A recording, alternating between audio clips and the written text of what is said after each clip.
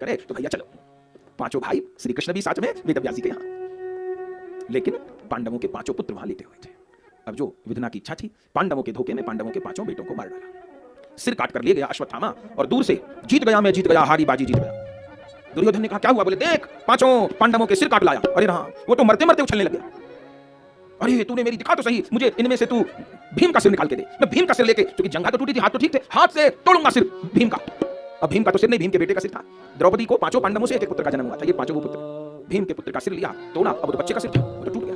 दुर्योधन ने कहा कि ये भीम का सिर नहीं है, भीम का सिर तो लोहे का है, ये तुमसे कोई गलती हो गई। तुरंत रात को दीपक जोड़ा और जो देखे तो बालकों के सिर है। तो दुर्योधन भी रोने लग गया। अरे पापी तूने ये क्या किया, पांडवों के बच्चे मार डाले। दुर्योधन ने कहा तो तुमको क्या नुकसान हुआ?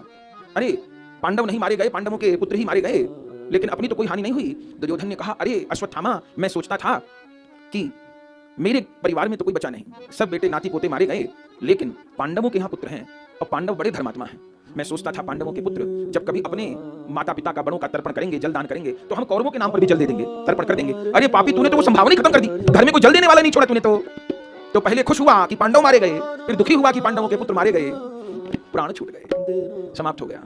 और इधर जब सवेरे द्रौपदी आई हैं और अपने बालकों के शव देखे, हे राम, मां पे तो क्या बीतेगी, चित्कार मार के द्रौपदी गिर गई।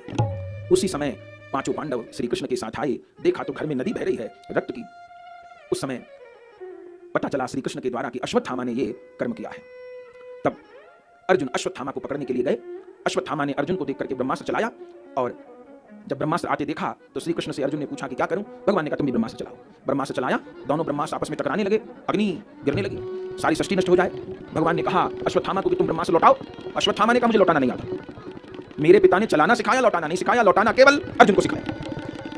तब श्री कृष्ण ने अर्जुन को कहा, भागवत जी में लिखा है, मतम च वासुदेवस्य संजहार अर्जुनोदयम, भगवान की आज्ञा से अर्जुन ने दोनों ब्रह्मास्त्र का आकर्षण कर लिया और फिर पकड़ लिया अश्वत्थामा को और घसीटते हुए ले आए देवी द्रौपदी के आगे। ओहो, अब जो देवी द्रौपदी ने कहा, इस वाक्य ने तो देवी द्रौपदी को बहुत महान बना दिया। जिस आटा ताई ने किसी मां के 5 बेटे मार दिए हो जवान, और जब देख रही है कि अश्वत्थामा को घसीटते ला रहे हैं अर्जुन की, द्रौपदी जो कहेगी वो करेंगे।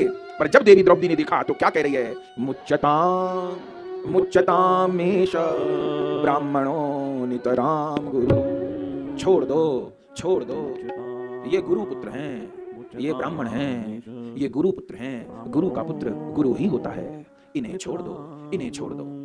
मैं तो छत्राणी हूं, 5 बेटों की मौत भी सह लूंगी, लेकिन गुरु माता तो ब्राह्मणी हैं, गुरुदेव तो पहले चले गए हैं, अब बेटा ही उनका सहारा है, इनको कुछ हो गया तो वो ब्राह्मणी जीवित नहीं रह पाएगी, और कहीं उन्होंने हमको श्राप दे दिया तो हमारा परलोक बिगड़ जाएगा, हमारा भजन नष्ट हो जाएगा, तो इनको छोड़ दो।